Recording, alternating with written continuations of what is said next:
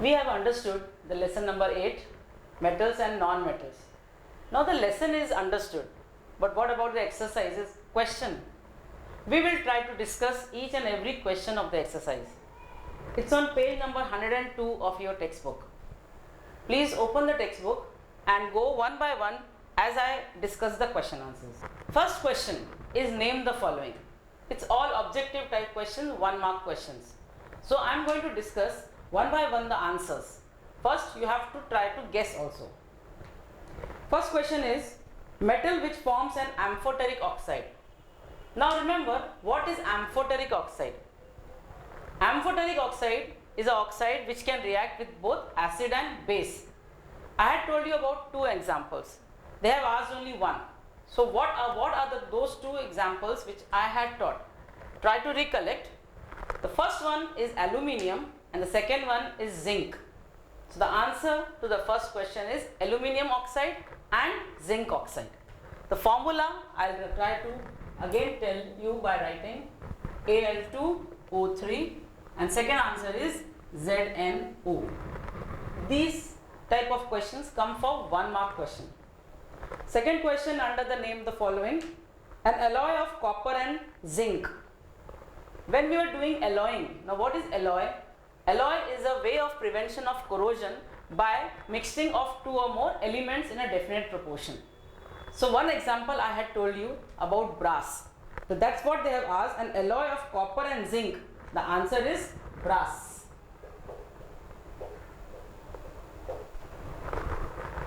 The third question, a compound which is added to lower the temperature of an electrolytic bath in extraction of aluminium. Now if you remember, when we were extracting the aluminium, the temperature of alumina was 2000 degrees Celsius. So we have to reduce the temperature and some type of compounds were added to reduce the temperature. That is what is asked. What are the compounds? They have asked only one compound and I had taught you 2 compounds. I will tell you both the names, cryolite and fluorospar.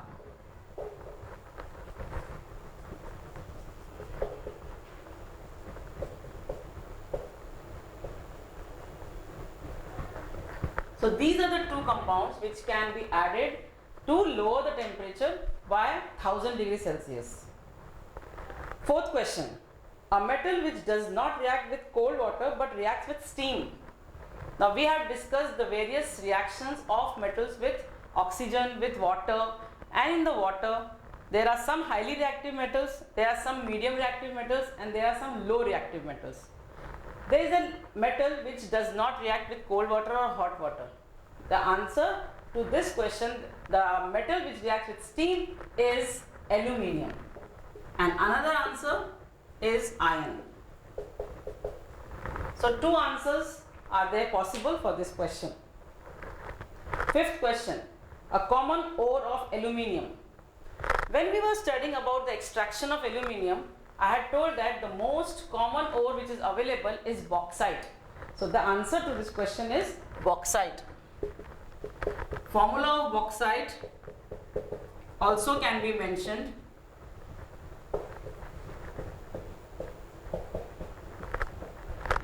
So even in the exam, if you don't remember the name of the bauxite, but if you write the formula of the bauxite, then also you are getting half marks for that.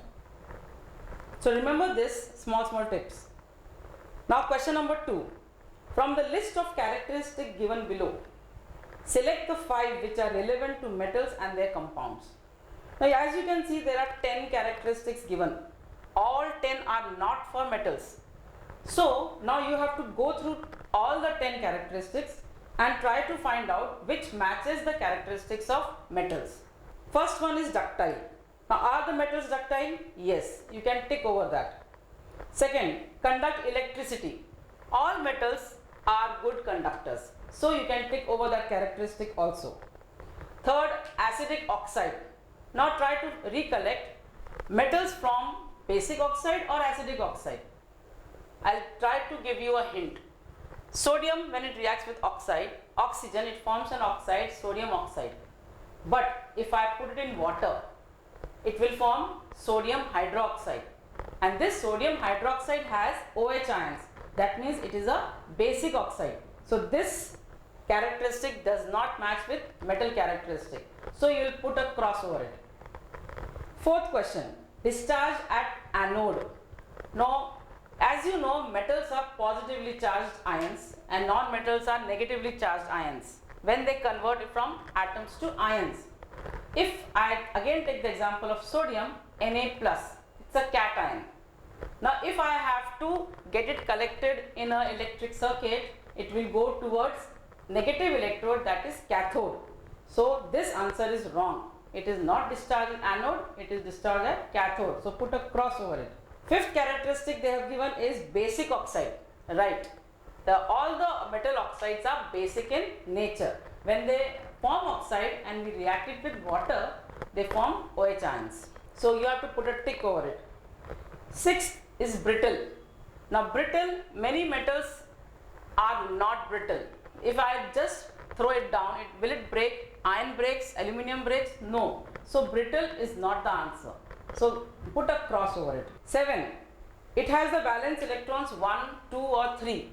Right. This is the correct answer because if I take sodium, it has in the last orbit 1 electron, that means the valency is 1. Suppose I take the example of magnesium, it has 2 electrons in the last orbit, so valency becomes 2. If I take aluminium as an example, it has 3 electrons in the last orbit, so the valency is 3. So this characteristic matches the metals and their characteristic. So you put the tick there. Question 8, discharge at cathode. Now as we discussed for anode, it doesn't get discharged at anode because it has to go in the oppositely charged electrode. So this answer is correct, discharge at cathode. 5, 6, 7 are the valence electrons. So this is not characteristic of a metal, this is a characteristic of non-metal as we just discussed above. So this is there, you have to put a cross. And last characteristic, occurring in solid or gaseous state. Yes, solid state we get metals, but gaseous state we hardly get metals. So this answer is partially right, but you have to put wrong because they have told us occurring in solid and gaseous state. So these are the characteristics where you have put tick are the correct characteristic which matches with the metals. Now come to question 3. Name one metal each occurring as sulfide, occurring as carbonate, occurring as oxide. This type of question is related to extraction of metals. When we started with metallurgy, I told you that there are only few metals which are available in free state. Maximum of the metals are available in oxide state, that means attached with oxygen, sulfide ore, that is attached with sulfur, or carbonate ore, that is attached with a carbonate. So what is the first example? Question number 3, first one. A sulfide ore. So as we had seen in the extraction of metallurgy, zinc sulfide is present as a ore, then copper sulfide we find as a ore. These are the 2 examples. They have asked only one, we are giving 2 examples here. A carbonate ore, again zinc also is available in carbonate ore. So the answer is zinc carbonate. And oxide ore, many of the metals are in the state of the oxide, and the one which we have just answered the question, bauxite. Bauxite is the ore of aluminium which is available in the oxide ore. So you can write Al2O3H2O. I am writing the formulas, you can just understand and write in words. Now we shall see which is the question number 4. Question number 4 is explain the following terms or define. Now here let me tell you, when the questions come in the form of definitions, word to word definitions are required to get the full marks. You cannot write your own language in definitions. So it's very important that you have to learn the sentences which are given in your textbook. Let's see. First one is minerals. Now if you open the page 97, the minerals definition is given in bold there. I'll also write on the board. What are minerals? First is minerals.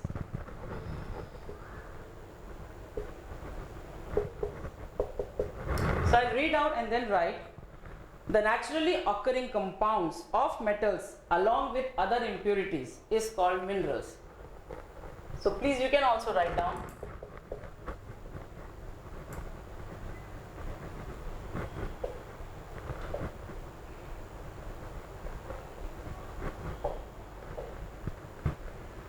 Naturally occurring metals along with their impurities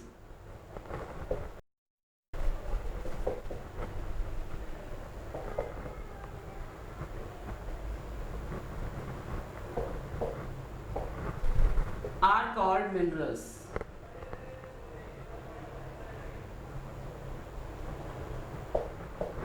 If you write shortcuts that some metals occur naturally, they are called minerals, you will not get marks. You have to write the correct words of the or the definitions given in the textbook. Second one is gangue. Now what is gangue? I had explained you while teaching. Gangues are the impurities present along with the ores. The exact definition is ores contain metal compounds with some of the impurities like soil, sand, rocky material, etc. These impurities are called gangue. Now you also write in your notebook. Ores contain metal compounds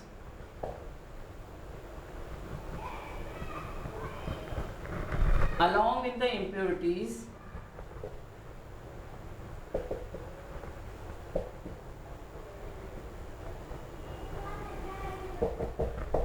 like sand,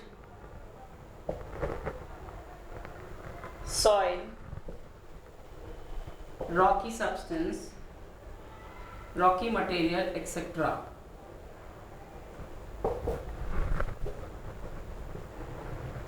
These are called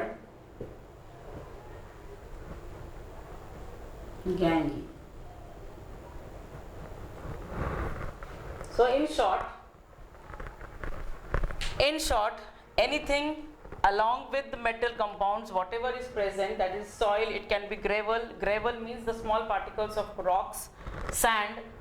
If you remember in the extraction of aluminium, it contains silica. So all these things come together forms the gangue. The next definition asked is ore. What is ore? According to the book which we have to write, the minerals from which metals are extracted profitably and conveniently, these are called ores. So you have to write the correct words here. The minerals from which metals are extracted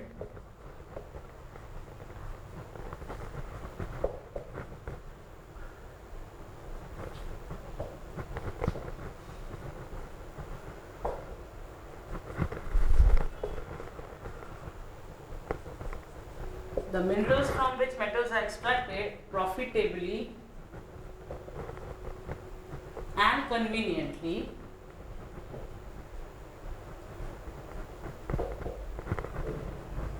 are called ores.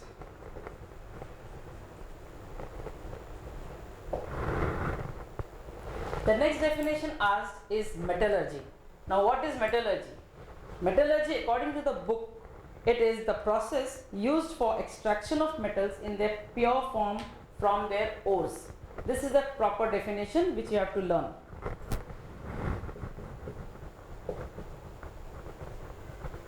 The process used for extraction of metals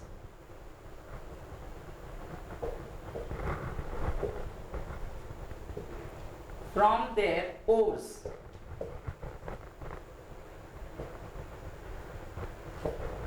is called metallurgy.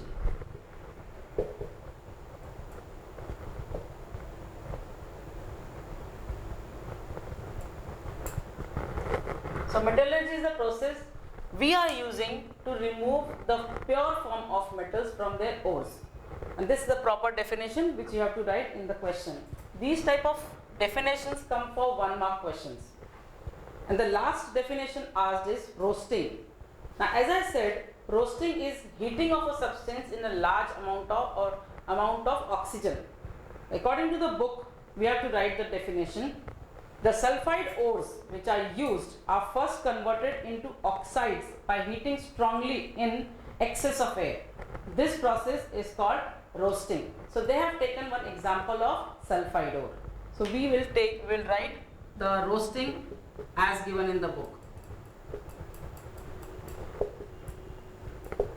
The sulfide ores. Now here any sulfide ores can be considered. If the metal is present in the form of sulfide ores, it is very difficult to separate sulfur from its compound or from its metal. Therefore, it has to be first converted into oxides. So we are writing the definition. The sulfide ores are first converted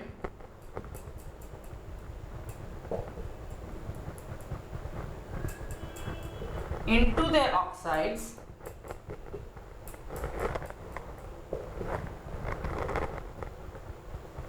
by heating in excess amount of oxygen. Here excess amount of oxygen or air, both is possible. Even if you write air or oxygen, both are correct. This process is called roasting.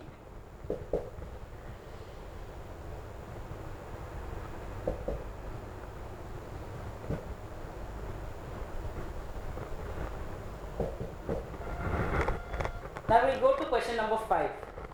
Give scientific reasons for the following. Now I am going to only discuss it, you have to think about it. First one, sodium is stored under kerosene. Now this we have been learning since small classes, right, from 7th, 8th. Why sodium is stored in kerosene? I have told you sodium, potassium are very, very reactive elements. They are so reactive that if it is kept in air, it will burst into flames. And that is why it is kept in kerosene, so that there is the kerosene doesn't allow the oxygen to react with the sodium. This is the reason your answer should be sodium is highly reactive element, and to cut off the reaction between the oxygen and sodium, it is kept in kerosene, as sodium does not react with kerosene. Second question, gold and silver are used to make jewelry. Now we all are wearing gold and silver jewelry. How we can wear if it is very reactive? So the first point in the answer is it is unreactive. It doesn't react so easily. Secondly, it is malleable and ductile. It can be changed into sheets, it can be changed into wires, and that is why such beautiful jewelry can be made. So first part of the answer is it is not reactive. Second, it is ductile. Third, it is malleable. And fourth, it is lustrous. So it is very shiny, it is attractive, that is why the jewelry is made from gold and silver. Question 3. Calcium floats over water during the reaction with water. Now, when we were studying reaction of metals with water, we saw that sodium, when I put sodium in water, it burst into flames or there was a loud explosion. It can happen. But with calcium, what happens? It will form, it will react, but large amount of heat is not produced. So if the heat is not produced, it does not burn hydrogen. Instead, what happens? That hydrogen covers the calcium metal in the form of bubbles and makes it float. So your answer should be the calcium, when it reacts with water, forms calcium hydroxide and hydrogen, which makes the calcium float on water. And not much heat is evolved which can burn this hydrogen. So this is your answer. Question 4. Ionic compounds have high melting and boiling points. We had discussed about the ionic compound sodium chloride. When I was teaching you how the sodium transfers one electron from sodium to chlorine, there is a transfer of electron.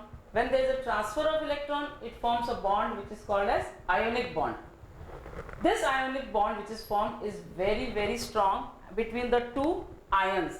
The force of attraction is so high that it is very difficult to break it. That is why if we want to break it, if we want to melt it, we have to have a very high melting point and boiling point. So your answer should be that ionic compounds are bonded by strong forces of attraction. Question 5. Tarnished copper utensils are cleaned with lime juice or tamarind. At home you must have seen your parent or mother doing it. Copper vessel is very easily cleaned with lemon if you have a lemon or a tamarind. Now what does lemon and tamarind contain? It contains natural acids, and this natural acid reacts with the copper, which cleans the upper part, which might have reacted with oxygen and formed the copper oxide or copper carbonate. So your answer should be the lime juice or the tamarind contains natural acids which react with the copper carbonate and remove it from the surface. Question number 6. Sudha dropped a copper coin in a solution of silver nitrate. After some time, she saw silver shine on the coin. Why? Give the balance equation for the same. Now Sudha has taken a copper coin and dipped in silver nitrate. I will show you and explain you directly by the chemical reaction. Copper coin is made up of copper Cu plus silver nitrate AgNO3. Now as you can recollect, copper is more reactive than silver. When we were studying the reactivity series, the copper was above silver. That means the copper was more reactive than silver. Now here displacement reaction will take place. What will happen? This copper is going to displace silver from its position, and here it will be forming CuNO3 twice plus silver. So we got a silver shine over the copper metal or the copper coin, because here the displacement reaction has taken place. This copper has displaced silver, and the silver which was separated has coated over the copper coin, and this also is called as electroplating.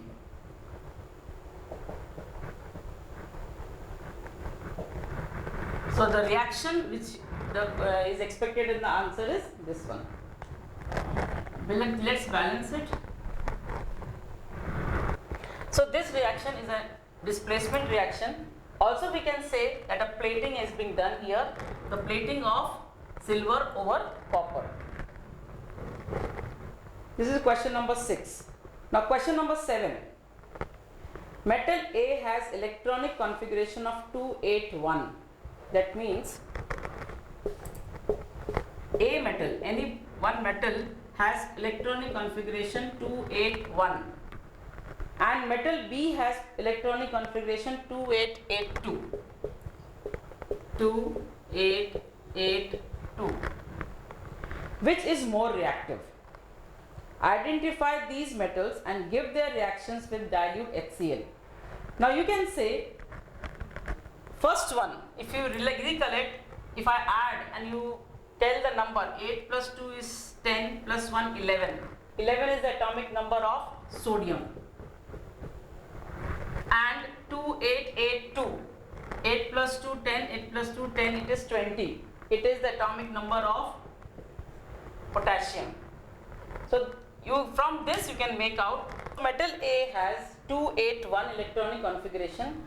Here total number 8 plus 2 10 plus 1 11, that is sodium atomic number, and B has electronic configuration 2882, it comes to 20, and it is calcium. Now which is more reactive? The element which has only one electron, it's easier for that element to give out one electron and react faster, and that is why comparatively sodium will be more reactive than calcium. A second part of the question is, how do these elements react with HCl?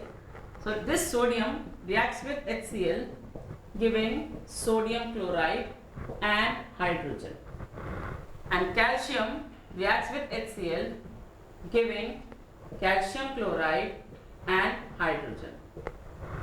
In both the cases you have to balance the chemical reaction, otherwise your half marks goes.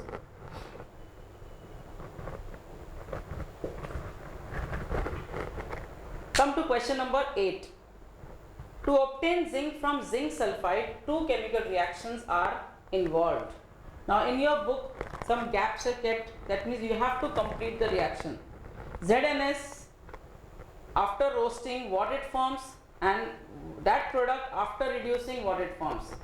Let's see how it is given in the book. We'll come to question 8. To obtain zinc from zinc sulfide, two chemical reactions are involved. This type of is given in your textbook. Now we have to complete the whole reaction. In this roasting part, zinc sulfide react with what and where it is getting roasted and what it is formed. Now what was roasting? Roasting is when we heat sulfide ore in excess amount of air. Now what does air contain? Air contains oxygen. So we can write that ZnS plus oxygen on roasting, it gives ZnO plus SO2. So how will balance it? You just try to balance on your own, you will come to know. Then second part, now ZnO is formed, they have written already. Now here reduction has to be done. What is reduction? Reduction is nothing but removal of oxygen from a compound. Here I have to remove the oxygen from ZnO. So which reducing agent was used? If you recollect, we used a carbon form called coke. It is called coke, and this is the reducing agent here. It will be forming Zn plus CO. Now see, both the reactions are complete. First, zinc sulfide reacted with oxygen because roasting was done. Roasting is done in the excess of air. It forms zinc oxide and sulfur dioxide. This zinc oxide was reduced using a reducing agent carbon, which forms zinc and zinc carbon monoxide. So this is the complete answer to this question. Now question number 9. Translate the following statements into chemical equations and then balance them. It's a very important question because here the no formulas, no symbols are given. It is all the words which are given and we have to translate them using the formula and symbols and then write the chemical equation, then balance it. These questions come for 1 mark question for each one reaction. Let's see which is the first one. When steam is passed over aluminium. Remember, when we did metal and water reaction, we said that aluminium does not react with cold water or hot water, but it reacts with steam. How to write in the symbolic form? Now, aluminium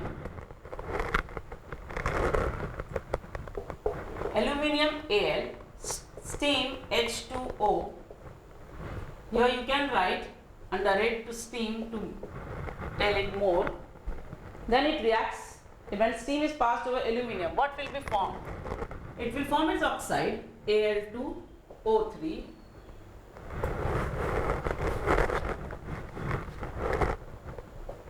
plus hydrogen. So this is the complete reaction which we have written. But what we have not done? We have not done the balancing part. So we have to do that.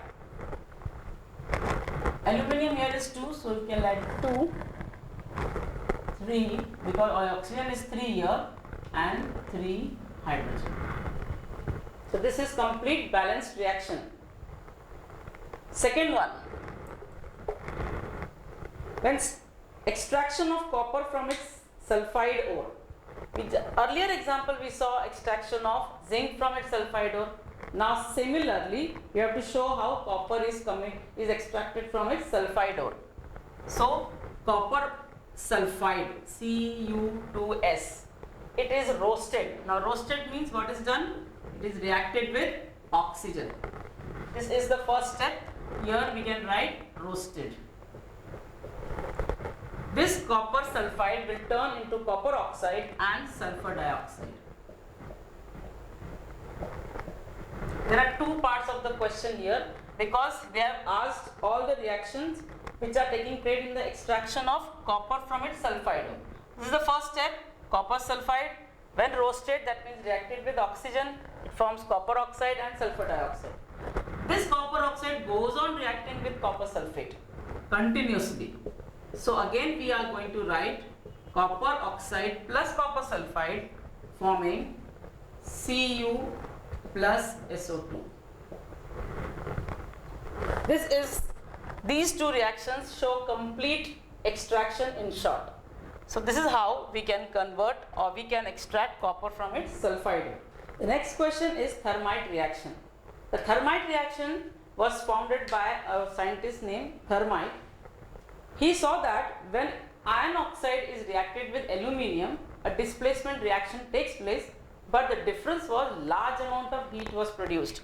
So let us show with the help of reaction Fe2O3 plus aluminium was heated. Now since aluminium is more reactive than iron, it is going to displace iron from its iron oxide. So it will form Al2O3 plus Fe plus large amount of heat.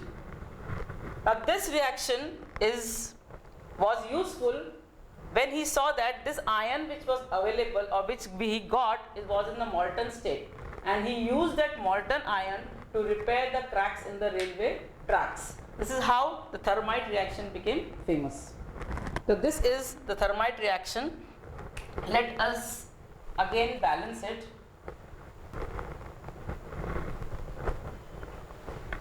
Now this is the balanced chemical equation here for the question number 3.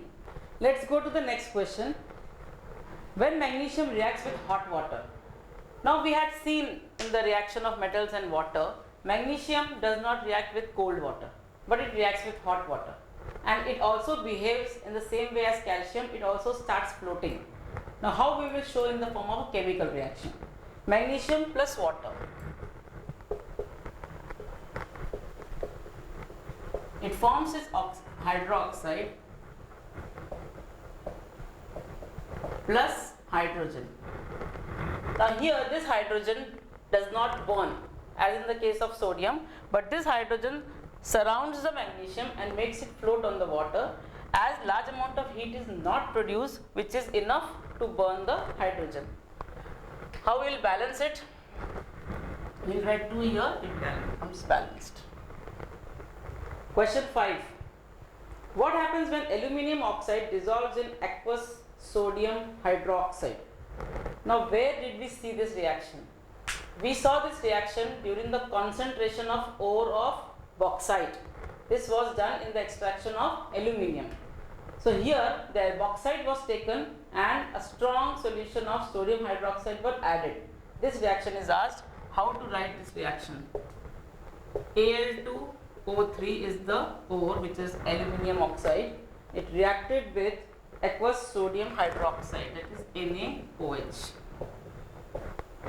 It will form sodium aluminate and water, NaAlO2 plus water.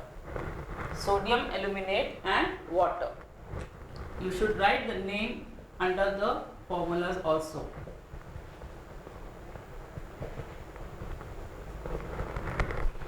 Now let's balance it.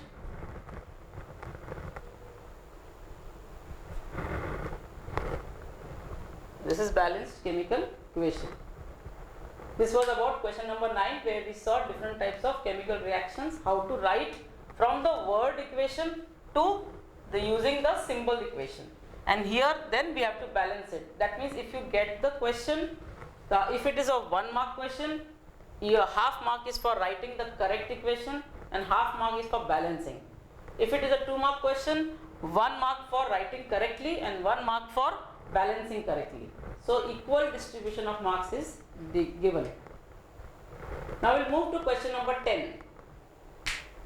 In the extraction of aluminium, first question, name the process of concentration of bauxite.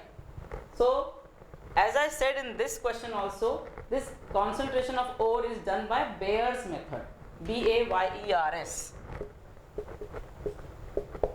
Bayer's method, as this was discovered or done by Bayer, the first scientist. Second question, write the cathode reaction in electrolytic reduction of alumina. Now cathode, what is cathode? Cathode is the negative electrode and aluminium is a positive ion. So when the positive ion gets extracted and collected at the cathode, what is the reaction? The reaction will be Al, you have to show with +3 because there are 3 electrons in the last orbit, plus 3 electrons it will take and it will form aluminium atom at the cathode. So this is the reaction at the cathode.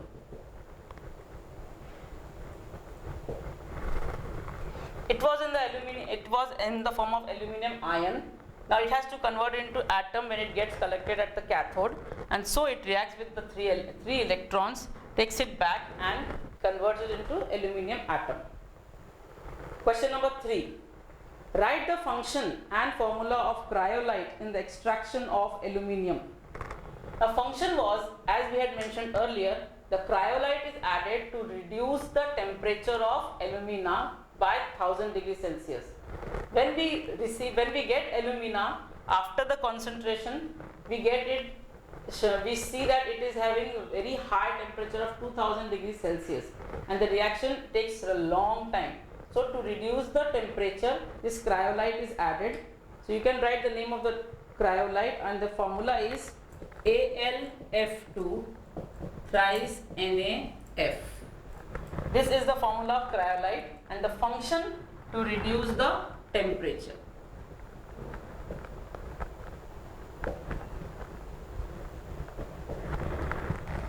Now we'll go to the next question. Write an equation for the action of heat on aluminium hydroxide. Now aluminium hydroxide we got after the concentration of ore. Now once we get this aluminium hydroxide, it has to be heated to get the pure alumina. Now how to write in the reaction form? AlOH thrice is heated very strongly, we get aluminium oxide and water. This is alumina, called as alumina, which is a pure form of aluminium oxide. Now how to balance it?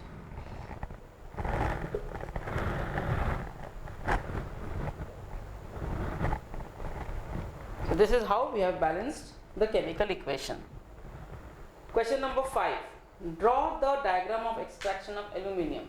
Now when we were doing the explanation of aluminium, I had drawn the diagram for you. Please refer to the page number 98, figure 8.9.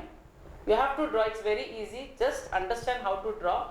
Make a tank, and then the two electrodes you have to make. Lining the tank is the cathode electrode, and the anode vertical bars are put. This is what is required in this diagram.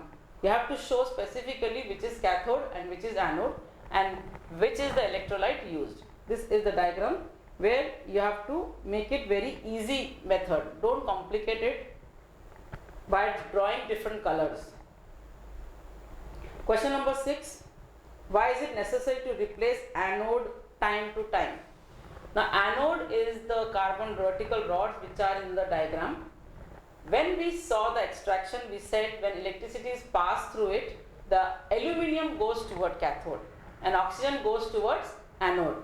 Now this oxygen goes towards anode, which is made up of carbon, and so continuously this carbon reacts with oxygen, forming carbon dioxide, and it gets eroded slowly. So from time to time the anode has to be replaced with the fresh carbon rods. Because now your answer should be that anode from time to time should be replaced as it goes on reacting with oxygen and forming carbon dioxide and just becoming thin as we go on using it. Question 7. What happens when aluminium ore is heated with concentrated caustic soda? Write the balanced chemical equation for the same. Now aluminium ore was, which ore we used? We used bauxite ore. So that bauxite is nothing but aluminium oxide, and it has to be reacted with concentrated caustic soda. What is caustic soda? It is sodium hydroxide, which we have done already in the earlier question. Again we will write.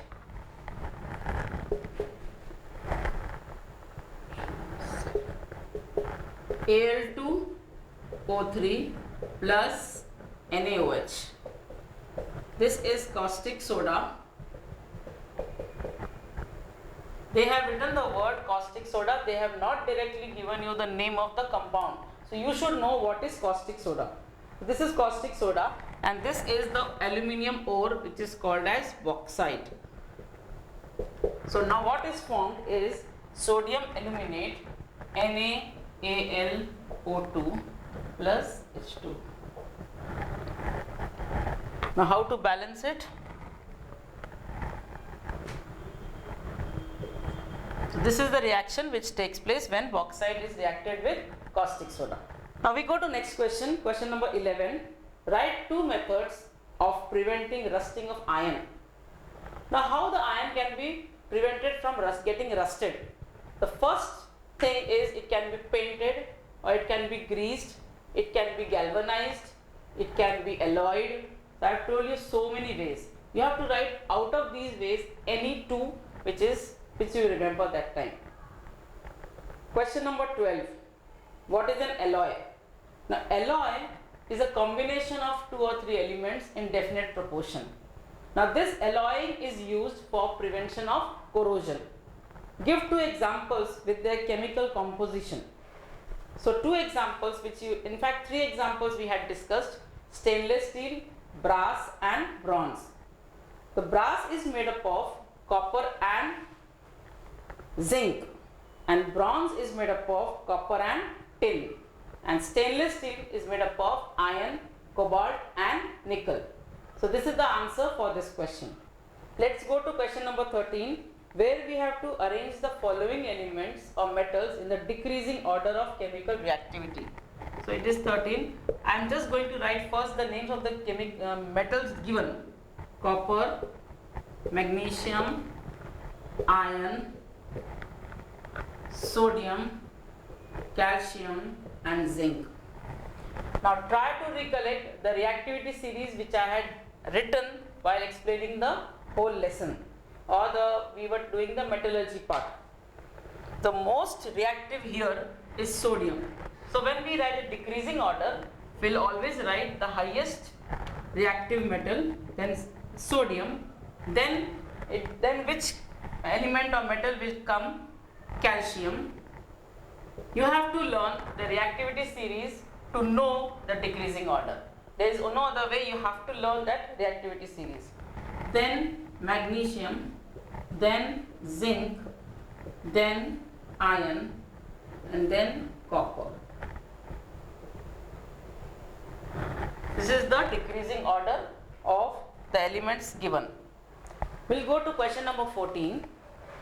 Explain the formation of an ionic compound between a metal and a non-metal by transfer of electrons with magnesium as a metal and chlorine as a non-metal, to illustrate your answer.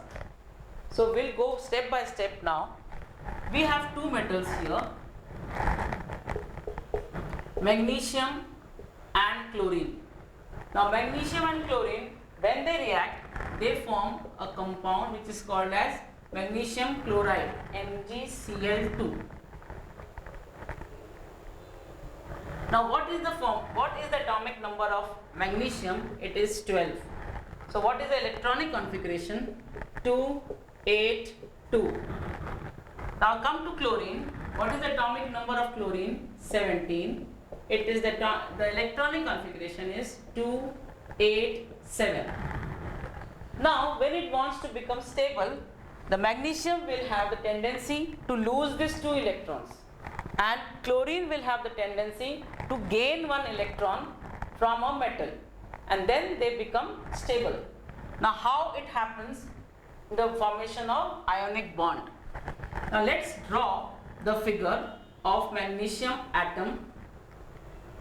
First orbit, second orbit and third orbit. 1, 2, 3. That means they have 3 orbits. In the first orbit, you will draw 2 electrons. In the second orbit, you will draw 8, 2, 3, 4, 5, 6, 7, 8. And the last orbit, you have to draw 2 electrons. Now we will draw 2 electrons on this side so that it is easier for us to illustrate or show how the transfer of electron takes place.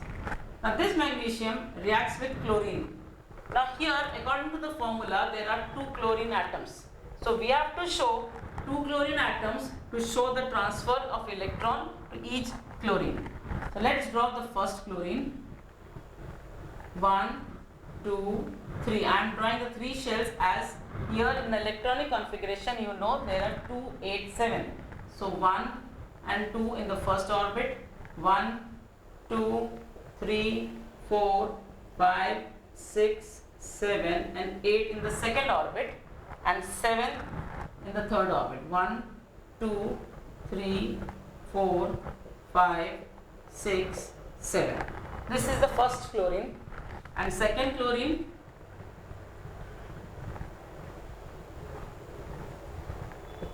one and two in the first orbit. 1, 2, 3, 4, 5, 6, 7, 8. The second orbit. 1, 2, 3, 4, 5, 6, and 7 in the third orbit. Now, when they react, this metal magnesium has tendency to give out these 2 electrons. Now, how it will give out? The metal is magnesium, the non-metal is chlorine. Each chlorine needs 1 electron. So, one of the electron from the magnesium is transferred to one chlorine. And this second electron of the last orbit is transferred to the other chlorine. And this is how the transfer of electron takes place in magnesium chloride when they react together. This is how you can illustrate the transfer of electrons between magnesium and chlorine. Now here we saw how the magnesium and chlorine has reacted. This metal has given out 2 electrons and each chlorine has taken one electron. Now after the reaction, what is formed? Let me show you with the diagram of magnesium. Magnesium has given out 2 electrons, so it will be remaining with 2 and 8 in the 2 shells. So I will draw only 2 shells. In the first shell I will show 2 electrons. The second shell I will show 8 electrons. Now it will take 2 positive charges. Why? Why it will take 2 positive charges? Because it has given out 2 electrons to become stable. Now what will happen to chlorine? Now chlorine has taken 1 electron and it has become 2, 8, 8. So we have to show 2, 8, 8. 1, 2 and 3 shells we have to show. 1 and 2. 1, 2, 3, 4, 5, 6, 7 and 8. And now since 7 has become 8 by addition of 1 electron, we have to show all 8 electrons in the last orbit. And it will take, chlorine will take a negative charge. Now one chlorine will take negative charge, the other chlorine will take next negative charge. This is the whole illustration, or how we can show with the help of diagram how the electron transfer takes place between a metal and a non-metal. Next, the last question of this exercise, 15th question. An element X on heating with oxygen forms an oxide X2O. This oxide dissolves in water and turns red litmus blue. State whether the element X is a metal or a non-metal. Explain with proper example. Now, when a metal, if we consider X is a metal and it reacts with oxygen, it will form an oxide. Now here the oxide will be formed is X2O, and this oxide is a metal because this metal X is sodium. When it reacts with oxygen, it forms sodium oxide. So this is the first reaction, how X is reacting with oxygen. Now this was X which was given to us. Now if we have to test with the litmus paper, it is turning red to blue. How? We have to show how it turns red to blue, because red to blue changes in a base. In Na, if Na2O is formed, that means the sodium oxide is formed. If I react it with water, it forms NaOH. So this sodium hydroxide is a base as it contains OH ions. And if I test it with the red litmus paper, it will turn red litmus paper to blue. And this is a test for sodium oxide or metal oxide being basic in nature. So therefore we can conclude that X is a metal. Now we have discussed the question answers of the exercise of your textbook. Let's discuss some more questions which can be the extra questions and a revision to you. I will be reading out some questions which the answers you have to think and we will discuss. First question which I am taking today is very simple one. Classify the elements into 3 kinds. Now this is the basic question of this lesson. What are the three kinds of elements which we discussed? The answer is their elements can be divided into three types: metals, non-metals and metalloids. So this type of question comes for 1 mark question. Then it can be asked, what is meant by the property malleability? Now malleability property is seen in metals. So you have to answer that the metals or the elements which can be drawn into sheets are called as malleable metals, and this property is called as malleability. Then what is meant by conduction of electricity? This type of question. So conduction means which allows the electric current to flow. The conduction of electricity is seen in metals. So your answer should be the element which allows the electric current to pass through them. So such type of elements are good conductors of electricity. Same way for conduction of heat. The heat also is transferred from one end to another end by metals more easily than non-metals. Now you are asked, why metals are good conductors of heat, why non-metals are not good conductors of heat? So what we have learned, what is the electronic configuration of generally metals? Metals have some electrons in the last orbit to donate. That means it wants to give off the electrons to maintain a stable configuration. So if the metals are good conductors, that means they are electropositive. That means they are able to give out electrons for maintaining or getting the stable configuration. And that is why metals are good conductors of electricity. Now if a question is asked, give reason why a metal can be drawn into a wire. Now this we have seen malleability and ductility. It is not a direct question. Now here you should know that what is ductility to answer such type of questions. Now a metal can be converted into wire if it has the property of ductility. The property of ductility means a element which can be drawn into wires. So examples are all the metals, mostly gold, silver, copper, aluminium, they can be drawn into wires. Now a question is there, a metal can be hammered into thin sheet. Explain why. Again, the question pattern is different. You should know what is malleability. Earlier we saw the definition of malleability. Now here they are asking us the reason why it is converted into sheet. So your answer should be that because it has the property of malleability, it can be converted into sheets. Now next question, again give reason question. Why aluminium oxide is an amphoteric oxide? Now while we were discussing the lesson, we saw that there are two types of metals whose oxides can react with both acids and bases, and one of them was aluminium oxide. This aluminium oxide can react with acid, can react with base equally good, and that is why such type of oxides are called as amphoteric oxides. Otherwise the other metals are not amphoteric, they are basic in nature. For example, we had studied about sodium, potassium, magnesium, calcium. They form hydroxide which are basic in nature. They cannot react with both acid and base. But aluminium oxide and zinc oxide can react equally good with acid and base. And this is the reason why they are called as amphoteric oxide. Next question is, what is aqua regia, or what is meant by aqua regia? Aqua regia is a very corrosive and fuming liquid. We had mentioned this in the explanation of lesson.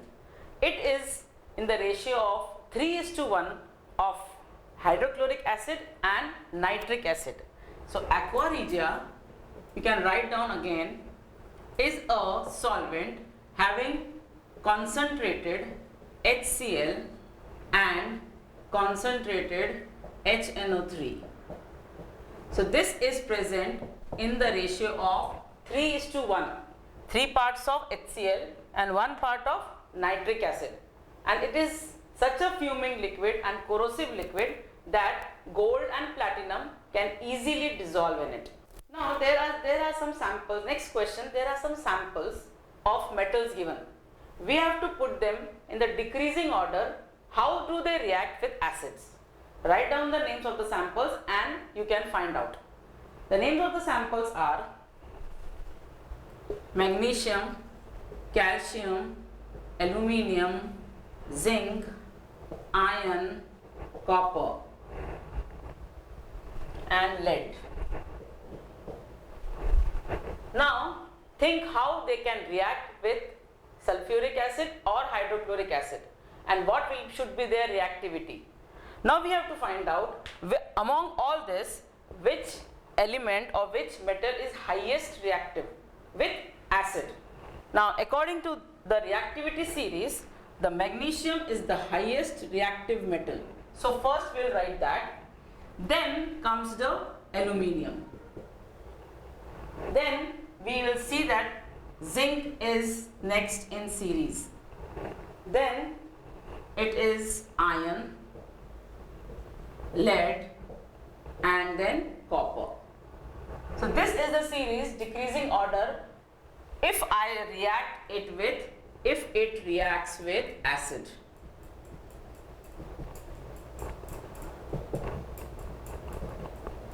The most reactive metal will react much faster than the least reactive metal. And how we will find out? We will find out the rate of bubbles formed. When any metal reacts with acid, number of bubbles are formed and then the hydrogen gas is released. So how fast are these bubbles formed?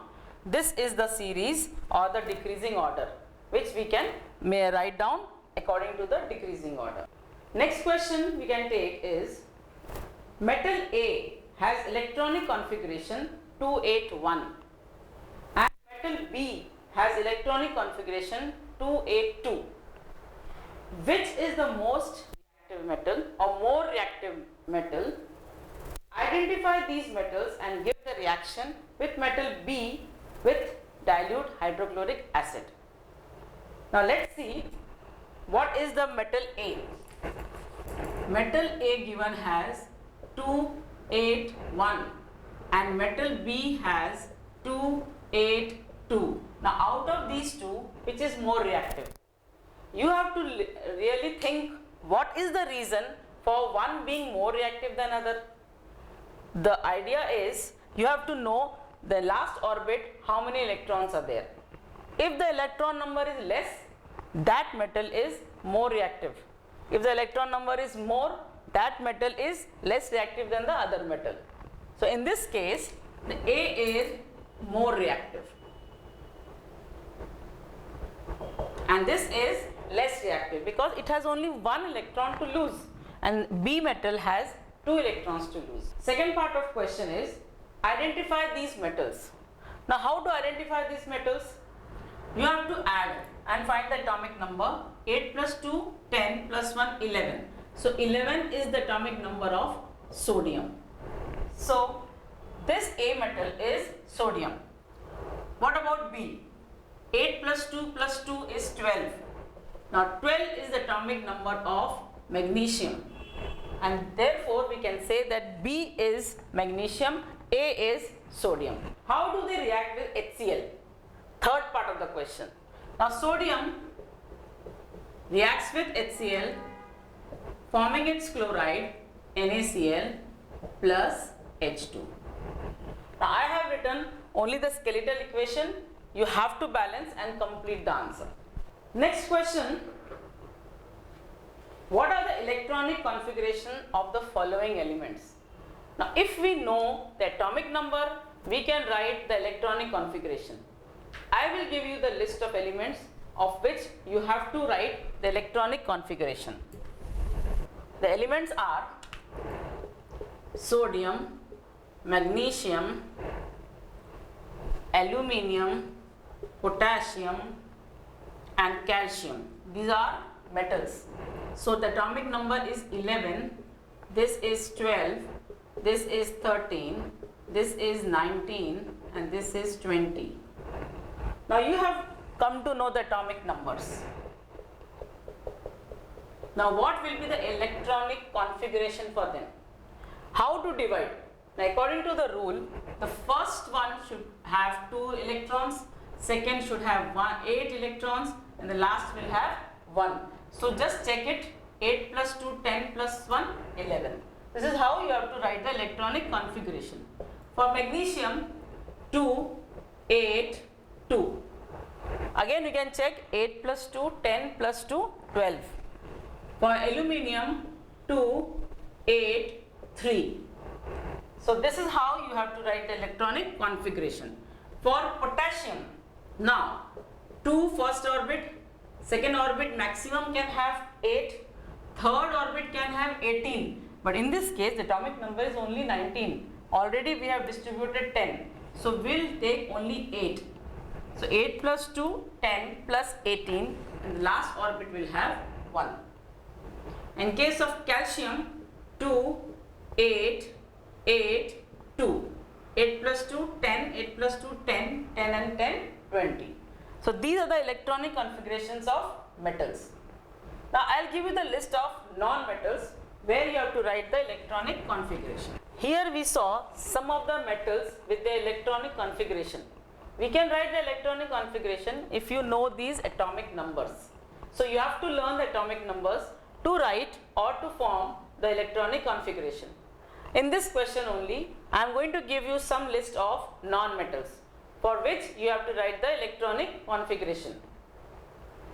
Nitrogen, oxygen, fluorine, phosphorus, sulfur, chlorine. These are the names of non-metals. And electronic configurations are 7, 8, 9, 15, 16, 17. Now how to make the electronic configuration? Same way here. First orbit will have 2 fixed. Now 7 minus 2 is 5, so it will get 5. There will be no third orbit here. Here 2 and 6, because 6 plus 2 becomes 8. Fluorine 2 and 7. 7 plus 2 is 9. For phosphorus 15 now. So how to do?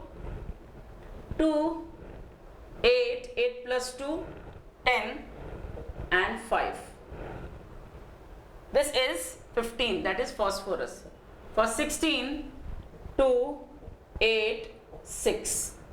And for chlorine, 2, 8, 7. So this is how the electronic configurations can be formed if you know the atomic numbers. The next question which we can take is define ionic bond and covalent bond. Or a question can come in this way: what is the difference between ionic bond and covalent bond? While studying this chapter, I had told you about the transfer of electrons. So when the transfer of electron take from metal to non-metal for the formation of any salt, that type of bond formation is called ionic bond. And the ionic bond which is present in the compounds, those compounds are called as ionic compounds. Another name for ionic bond is electrovalent bond or electrovalent compound. Then what is covalent bond? Here in covalent bond, no exchange of ions or transfer of electrons take place. Here they share the electrons. Now here, how do they share and why do they share the electrons? Because they do not transfer from metals to non-metals. There is no possibility of transfer, and therefore they want the electron to complete the octet, but then they can share it. For example, this covalent bonding can be seen in water, in ammonia, in carbon dioxide, in all carbon compounds. So this is the difference between ionic bond and covalent bond. Now one question is there: if we take samples of sodium chloride, potassium iodide, barium chloride, and find out what is the physical state of these salts. So all are solid at room temperature. Then if I heat these salts, what will happen? You are going to observe that they do not melt very easily. The next question which we can discuss is, if we take the samples of sodium chloride, potassium iodide, barium chloride, then what is the physical state of these type of salts? Physical states is they are solid. Second question arises, if I heat these salts, what might happen? You will see that it takes large amount of heat to melt also. that shows the bonds or the force of attraction between these elements in these salts are very strong. Thirdly, the question comes, if I dissolve this in water, these type of salts, that is NaCl or barium chloride, if I dissolve in water, what will happen? Will they be soluble? Yes, they are soluble as they are ionic compounds. Now the question arises, what are ionic compounds? The ionic compounds are formed by the transfer of electrons from metals to non-metals, and therefore they are soluble in water. But if I try to make them soluble in kerosene, you will see they settle down. They do not react. The next question which we are going to take is related to aluminium extraction. Aluminium extraction is the very big part of this lesson, very important part of the lesson, where we have to understand various type of question. So this is a revision for that. What is the main ore of aluminium? So what's your answer? The main ore of aluminium is bauxite, and its formula is Al2O3H2O. So bauxite, Al2O3H2O. So if you know this name also, you can gain 1 mark for that. Second part of the question, what are the main impurities found in this ore? Now bauxite is aluminium oxide with lot of impurities. The impurities can be silica, sand and iron oxide. So these were the impurities which were generally found. These are the impurities that generally found in bauxite. The third question related to extraction is, from which ore the aluminium is extracted, that is bauxite. What are the stages in its extraction? Give only the names of the stages. Now this is for 2 mark question. So first stage, now you can write in short the stages of extraction.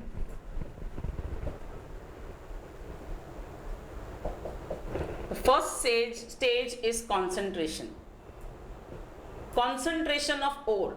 Now concentration of ore means we were trying to remove the impurities from the ore. So when we remove the impurities from the ore, it becomes concentrated. So this is the first step. Second step is electrolytic reduction. Second step is electrolytic reduction of alumina.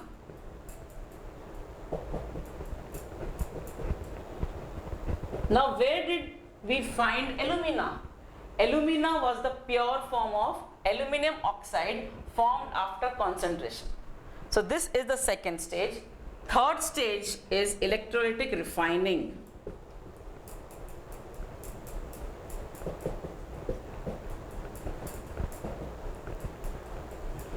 Now when we get the bauxite, first stage is to concentration of the bauxite. Second stage is the electrolytic reduction of alumina. This alumina we got from the concentration. Then afterwards, last stage is electrolytic refining. We get aluminium, we get molten aluminium, but then that molten aluminium may also contain impurities. So finally, the electrolytic refining of aluminium is required. These are the stages, and this type of question comes for 2 mark question. Now along with this, the next question which is generally asked for 2 marks is the diagram which shows the electrolytic reduction of alumina. This you have to show the diagram from your textbook, which we have already discussed. Another question related to it, what is the process used for concentration of bauxite ore? So the concentration of bauxite ore is done by Bayer's method. All small questions which I am telling you is all of 1 mark question. Now related to this, why is it necessary to replace anodes from time to time? Now which anodes they are talking about? They are talking about the anodes which was used in the diagram where we show the extraction of aluminium by electrolytic reduction. So the diagram was something like that. We had made a big digester and we had made cathode at the down and anode strips were put.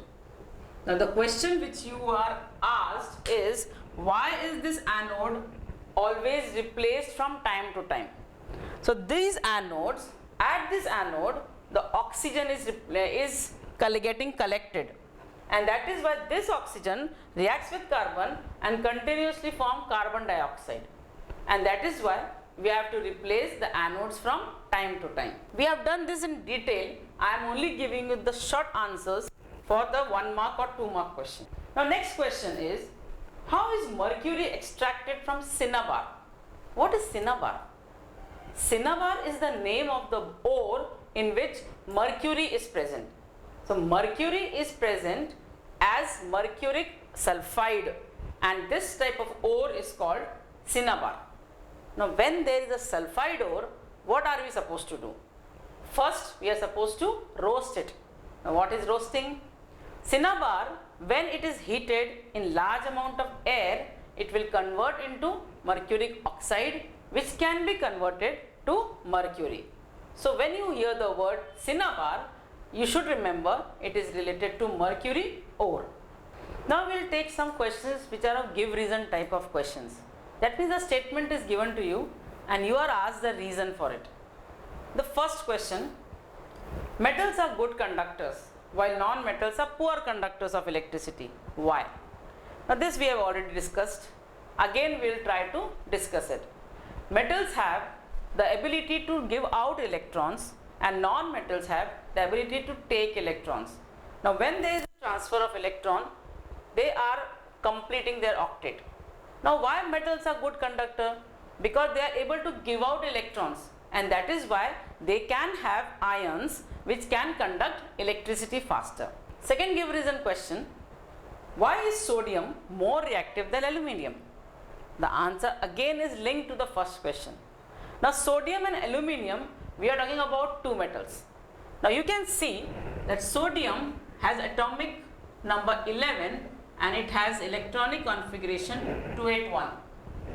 Aluminium has atomic number 13 and it has electronic configuration 283. Now which will be more reactive? As I said, you have to see in the last orbit how many number of electrons are there. The less number of electrons, more reactive. So sodium is more reactive than aluminium.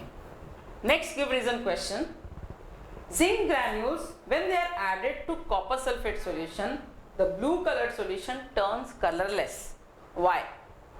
Now zinc is added to copper sulfate. Zinc is added to copper sulfate solution. Copper sulfate is blue in color, right? Now what is happening? This zinc is a metal, copper is a metal which is present in the copper sulfate. Zinc is more reactive than copper and therefore it will undergo a displacement reaction. So it will undergo ZnSO4 and Cu will be separated. Because zinc is more reactive than copper, the blue color will become colorless. This is your answer. When an iron nail is dipped into a copper sulfate solution, a shiny coat of copper is formed on the nail. Why? Same related question. Instead of zinc, they have taken iron and copper sulfate solution which is blue in color. Right? Now, iron and copper, compare them. Compare their reactivity. You will see that according to the reactivity series, iron is more reactive than copper. So you will find that it is forming FeSO4 plus this Cu. Now this Cu is brown in color, which is coating the iron nail. This is also an example of displacement reaction. Next question. What is the difference between roasting and calcination? Now where have we seen these words? We have heard these words when we were doing the extraction of metals. Now let's see what is the difference between roasting and calcination.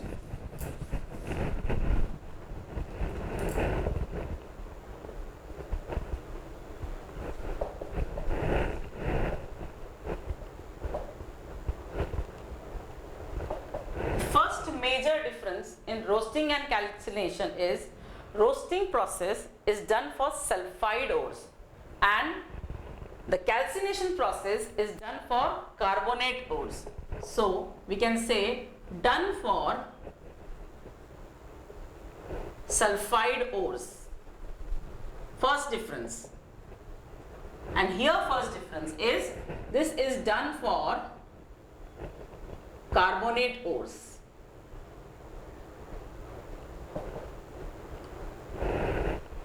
First major difference. Second major difference is heated in excess of air. Here any sulfide ore taken is heated in excess of air. And here very limited amount of air is used.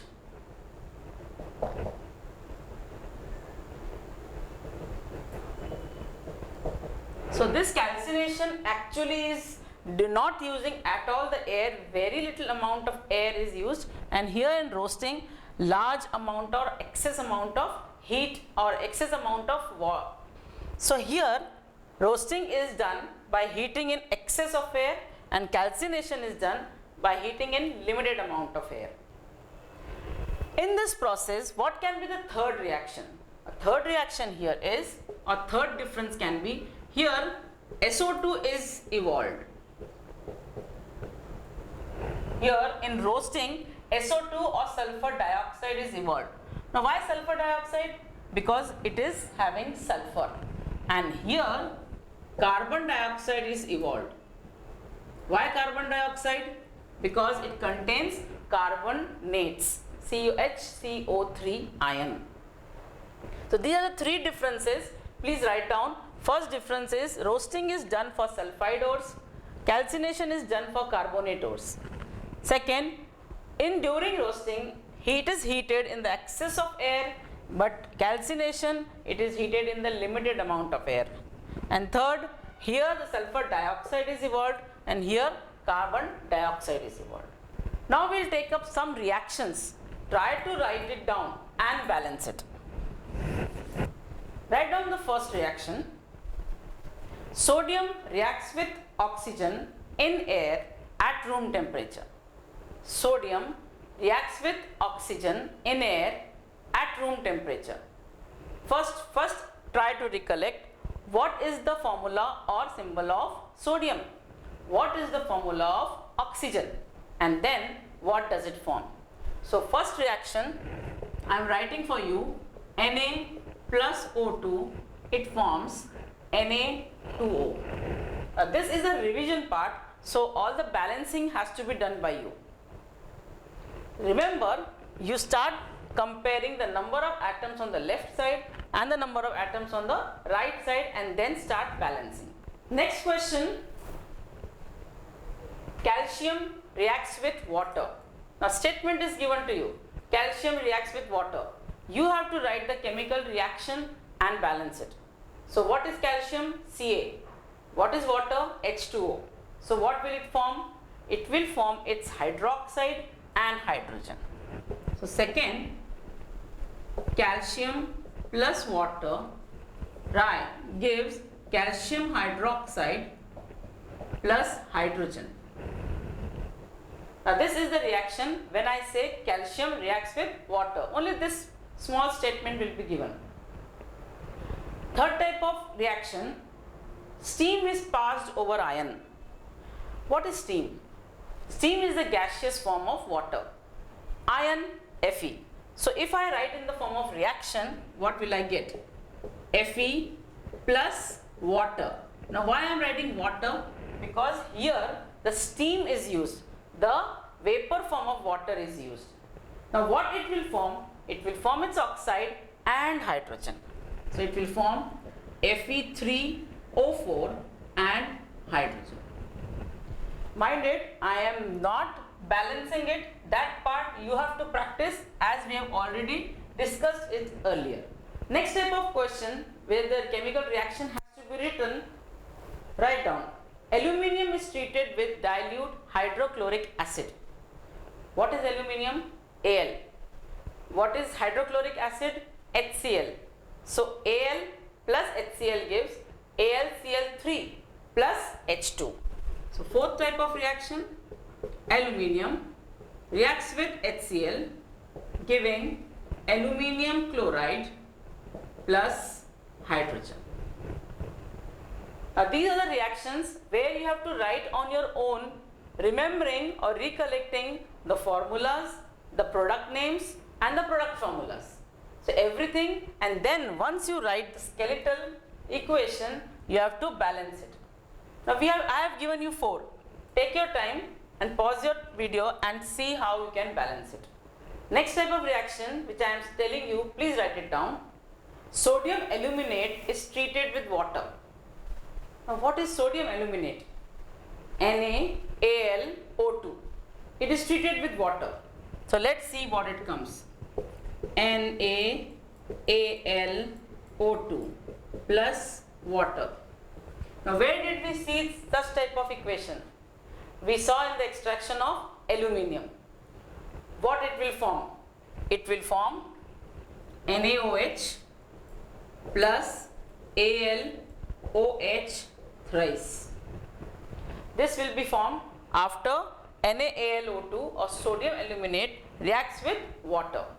Related to this, now if this AlOH thrice or aluminium hydroxide is heated at 1000 degrees Celsius, what happens? So next type of reaction, AlOH thrice is heated at 1000 degrees Celsius. What are we going to get? We are going to get a pure form of aluminium oxide and water, and this is called as alumina. These are some types of reactions where you have to form your own reactions and then balance it. Again I am reminding, balancing is not done, it is for you to revise and do it again. Next type of question, I am going to give you a typical objective type of question. The question is, find the odd one out. I will be giving you 4 words and you have to find out 3 are matching, 1 is not matching. The one which is not matching will be odd. So first one, write it down. Sodium, potassium,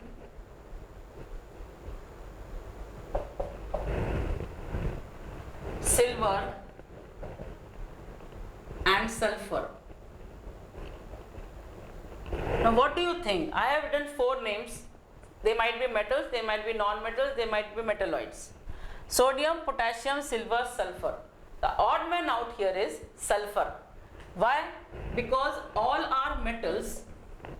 These are metals and this is non-metal. So this is a type of question where you have to try to recollect what are the names of various metals and non-metals. Second type, boron, chlorine, bromine,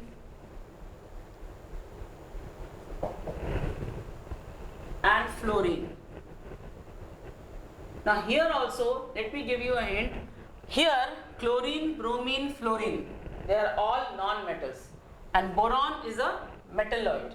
So what this is the odd one out, this is the odd, because this does not belong to non-metals and these are non-metals. Third one, write it down. Copper, iron, mercury, brass. Copper, iron, mercury, brass. Now go through one by one. Copper is a metal, iron is a metal, mercury is a liquid metal, but metal, brass is not a metal. It is an alloy. So this is an alloy and these are metals. So this is how you have to find out the odd man out from the given words. The last one, brass, bronze, stainless steel,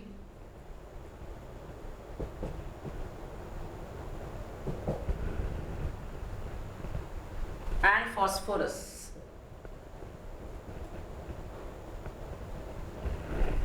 Now try to find out what are these. Brass, is it a metal, non-metal? No. Bronze, it is a metal or non-metal? No. Stainless steel. So these three actually are the alloys. When we were doing alloys as a form of prevention of corrosion, we have undergone this. So these are all alloys, and this is a non-metal which is odd. So these are the some types of odd man out questions. You can just write down and give the reasons also for it. The next type of question which I am going to give you is all objective, where you have to find the correct answer in column from column A to column B. That means the match the columns. I have given you 3 sets of match the columns questions. Take 5 minutes and pause your video and then do the match the columns and try to find out which is the correct answer. Now here zinc sulfide, ZnS is zinc sulfide. What it is zinc blend. It is called as zinc blend. So this is the correct answer for the first one. HGS is mercuric sulfide. It is also called as cinnabar, which we have seen in the extraction part. This is called cinnabar. Cu2S, that is cuprous sulfide or copper sulfide, which we call. So here the answer is copper sulfide. And Al2O3H2O. Now we all know the last answer is bauxite, because bauxite ore is aluminium oxide. So these are the correct answers. Now I will suggest you, while explaining I have used these lines, but in the examination you have to write the correct answer in front of the column A. Do not make lines, and in the exam do not represent your answer by lines. Second, this set you just go through and you will come to know what are the answers, because here all types of alloys are used. Now what alloy is formed by copper and zinc? The copper and zinc alloy is formed and forming brass. That is, the alloy name is brass. Copper and tin. Now copper and zinc is brass. Copper and tin is bronze. Iron, nickel, chromium. Cr stands for chromium. Ni stands for nickel. Fe stands for iron. So iron, nickel, chromium, they are the ingredients for the alloy stainless steel. And Hg, that means mercury and zinc, is called as zinc amalgam. Wherever you see in an alloy mercury present, remember it is always called as amalgam. So here the correct answer is mercury and zinc is called as zinc amalgam. See the third one and try to understand what it can be. First is galvanizing. Now what is galvanizing? It is the coating of zinc on iron. This is the one of the process where we use for prevention of corrosion. Second is tinning. Now tin, coating of tin. Now where it is answer? Coating of tin on copper. So this second answer is matching with the second C part. Third is electroplating. Now electroplating is what? Silver plated spoons. If I have an iron spoon and I want to coat it with silver, I will use an electrical procedure which is called as electroplating. And this electroplating has the correct answer, silver plated spoons. Anodizing. Now anodizing was the word which we saw, that when the aluminium reacts with oxygen, it forms a layer of oxide which does not allow the further corrosion, and that process is used, which is called as anodizing, and this is generally used for pressure cooker. Pressure cookers are always shining because they are anodized by the layer of aluminium oxide. So again see which are the answers and then compare your answers with what we have discussed.